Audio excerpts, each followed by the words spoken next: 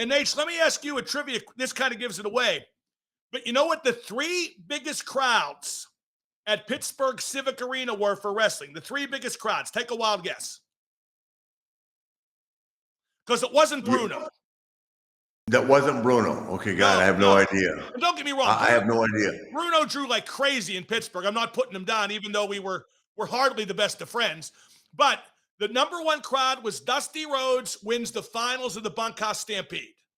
That was the number 1 crowd when the NWA used to come to Pittsburgh very sporadically. And the next 2 were Bob Backlund defends the WWF title against Greg Valentine. The first time, the regular match, and then the second time, the blow off in the steel cage. Back to the rafters most times. And Valentine and Backlund, we were talking earlier about wrestlers who have chemistry. I'm not saying they had the same chemistry as like you and Steamboat, but they were amazing together because one thing about Bob, he was such a great technical wrestler and came off as very tough, but because the howdy doody look, he came off as vulnerable too. And Greg was just like a real badass, and he kind of exploited that, and it was real good chemistry. As solid a performers as I'll ever meet. Going back to Bruno, and you're talking about us not being best of friends, all I said was, and I have to clarify this so everybody understands, I got anybody that rolled on the WWE, and because they weren't currently being used and started talking shit about the WWE and steroids and all that, even though I wasn't working there, I lost respect for it. Does that make sense? Well, okay, if you've lost your job, you don't jump on the company and say, "Oh, the only reason they're there is because they're taking steroids," and that's exactly what he did. And also, I said that he wasn't Dory Funk Jr., and he wasn't. So, same time frame. Listen, there's no denying Bruno's track record as a draw, sold out at Madison Square Garden more than anybody. In a 5-state area.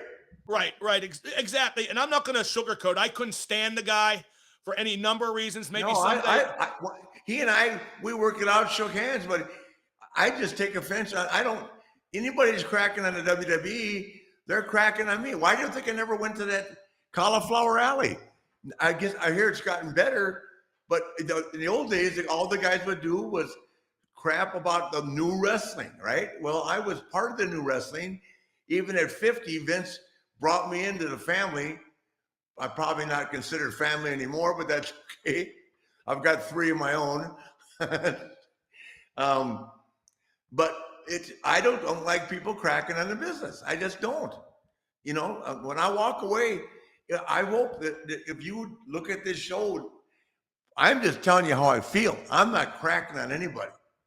Oh, I'm no. I'm the luckiest son of a bitch alive. And I'm just having fun talking about it. Well, but I will tell you the truth, too.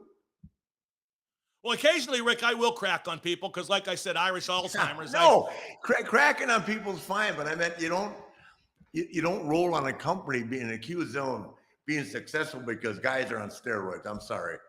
It doesn't work like that.